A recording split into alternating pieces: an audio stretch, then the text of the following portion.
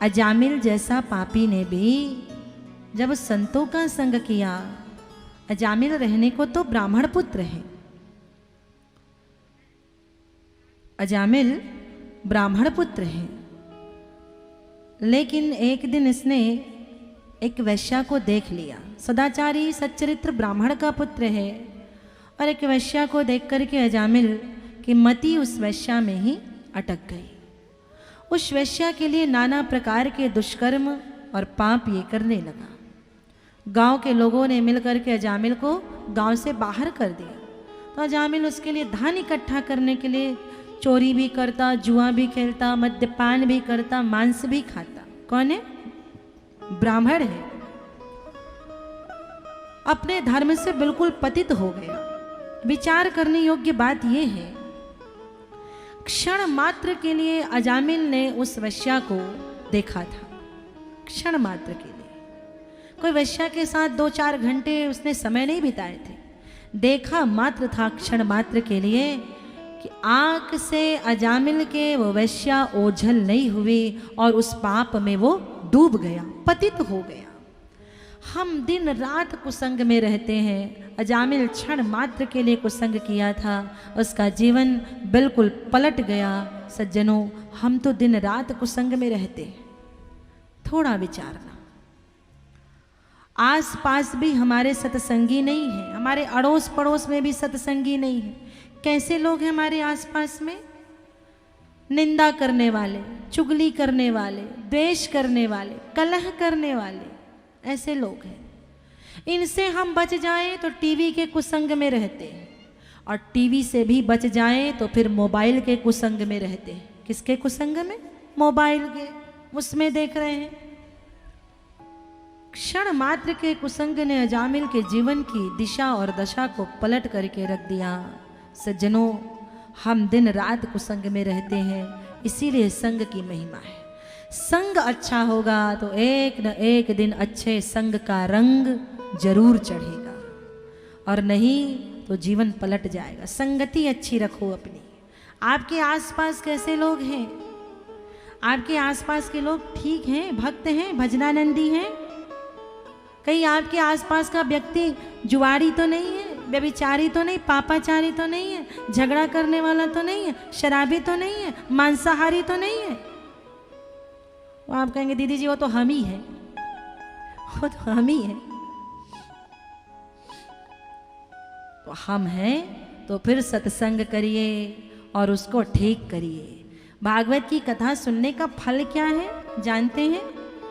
आपके भीतर एक पीड़ा उठ जानी चाहिए कि अभी तक मैं सही नहीं जी रहा था, अभी तक मेरे जीने का ढंग सही नहीं था, अब मुझे सही ढंग से जीना है, ठीक ठीक हो करके जीना। अभी तक जो मैं जी रहा था वो सही नहीं था। यदि कथा सुनने के बाद ये पीड़ा उठ गई तो समझ लेना आपके 7 दिन सुनने का जो ये परिश्रम है, जो समय है, और मेरा जो बोलने का परिश्रम है इस गर्मी के समय में, वो सार्थक है। और नहीं तो बस भैया पंखे करते रह जाओ और कुछ नहीं है, केवल टाइम पास। एक ललक उठना चाहिए कि मेरे जीवन में यहाँ यहाँ ठीक नहीं था, उसको मुझे यहाँ यहाँ को ठीक करना है।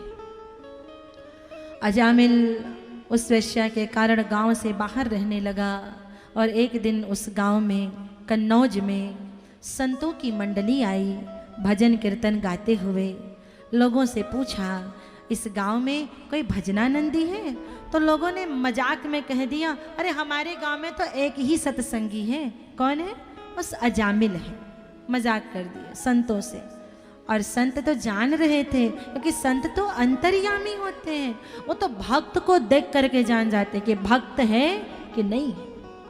संत भक्त को देख करके जान जाते, संत दुष्ट को देख करके जान जाते। संत तो जान रहे थे कि अजामिल भजनानंदी नहीं है, फिर भी संत चले गए, क्योंकि संतों को ब्राह्मण पुत्र का कल्याण करना था।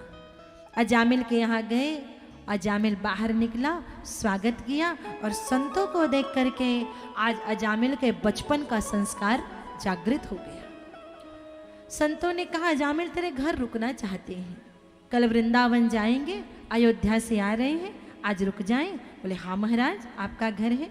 संतों ने भोजन बनाया, ठाकुर को भोग लगाया, स्वयं पाया, अजामिल के परिवार वालों को दिया और फिर कहा अजामिल हम भोजन के बाद भगवान को लोरी गा करके शयन कराते हैं, भजन गाते हैं और ठाकुर को सुलाते हैं। भजन गा ले? बोले हाँ महाराज गाइए। और संत जो है भजन गाने लगे, अजामिल का पूरा परिवार बैठा उस भजन में और अजामिल जो है रोने लगा। सत्संग में बैठ करके अजामिल की आंखों से आंसू बहने लगे। उसे याद आने लगा अरे मैं कितना अभागा हूं, इतने अनमोल जीवन को इस वेश्या के चक्कर में मैं कहाँ ब्राह्मण पुत्र इतना पतित हो गया, अपने जीवन को बर्बाद कर दिया। जो ये शरीर का बहुक करी करुणा नर देही देत ईस बिनु हेतु सनेही। कितनी कृपा से मुझे शरीर मिला है, बड़े भाग मानुष तन पावा, और इस सुंदर अनमोल काया को मैंने इस वेश्या के चक्कर में बर्बाद कर दिया। तो आज अजामिल ग्लानि से भर गया और रोने लगा। संतों ने पूछा अजामिल तू रो क्यों रहा है? अजामिल ने कहा महाराज क्या बताऊं, मैं जाति से मात्र ब्राह्मण हूं, केवल जाति से ब्राह्मण हूं, और कर्म से तो इतना नीच हूं महाराज कि आपके बगल में आपकी सेवा करने का मुझे अधिकार नहीं है, आपके बगल में बैठने का मुझे अधिकार नहीं है, मैं इतना नीच हूं। अजामिल कह रहे ब्राह्मण तो हूं पर नीच हूं। जाति से कोई ब्राह्मण हो लेकिन कर्म से नीच हो तो भैया अजामिल स्वयं कह रहे मैं जाति से ब्राह्मण हूं पर कर्म से नीच हूं। भगवान ने ब्राह्मण को बना दिया धरती का देवता। कौन है ब्राह्मण? वो धरती का देवता है। उसे क्या कहा गया? उसे भूसुर कहा गया। ब्राह्मण कौन है? तो सच मानिए तो ब्राह्मण भगवान से भी ज्यादा श्रेष्ठ है, आदरणीय है। किससे ज्यादा? भगवान से भी ज्यादा। कैसे? भगवान विष्णु के हृदय में चरण चिन्ह किसके हैं? ब्राह्मण के। भृगु ऋषि के चरण चिन्ह है। लेकिन भगवान ने ब्राह्मणों को अपने से भी ज्यादा श्रेष्ठ बनाया, पर ब्राह्मण क्या बन गया? ब्राह्मण को तो देवता बना दिया, पर ब्राह्मण आकर के बन गया राक्षस। ब्राह्मण तो राक्षस बन गया। ऐसे कोई पाप नहीं, ऐसे कोई दुष्कर्म नहीं, ऐसे कोई कृत्य नहीं, कुकृत्य नहीं जो ब्राह्मण न करता। कितने दुख की बात है ये। जो समाज का इंजन है वो इंजन ही ठीक नहीं है। चतुर्वर्णों में कहा गया ब्राह्मण जो है मस्तक है, मस्तक ही ठीक नहीं तो पूरा शरीर कार्य कैसे करेगा? मस्तक बिगड़ गया। ब्राह्मण पूजनीय है, ध्यान रखना, वही ब्राह्मण पूजनीय है जिसका आचरण पूजनीय है, जिसका आचरण श्रेष्ठ है, उसी ब्राह्मण के चरण श्रेष्ठ है। अजामिल क्षमा मांगने लगा। संतों ने कहा कोई बात नहीं, अपने बेटे का नाम नारायण रख देना, और नारायण रखने मात्र से तेरे पाप धुल जाएंगे। नाम क्या रखना? नारायण। नाम आप भी बच्चों का रखना, और डिंकी रिंकी मिंकी चिंकी पिंकी पता नहीं क्या का नाम रखते हो जिसका कोई अर्थ नहीं है, जो निरर्थक है। नाम अर्थपूर्ण होना चाहिए। किसी ऋषि के नाम पर, किसी देव के नाम पर, किसी महान पुरुष के नाम पर, किसी महान बालिका के नाम पर, महान शक्ति के नाम पर नाम रखना चाहिए। तो आना जाने आप डिंकी रख दी और डंकी कब डंकी बन गई, मिंकी कब मंकी बन गई, पता नहीं चलता। नाम बढ़िया रखिए, प्यारा सा नाम रखिए, अच्छा नाम रखिए, जिसको पुकारने पर गोविंद की याद आए ऐसा नाम रखिए, श्रेष्ठ नाम। सज्जनों, अजामिल ने नाम रख दिया नारायण।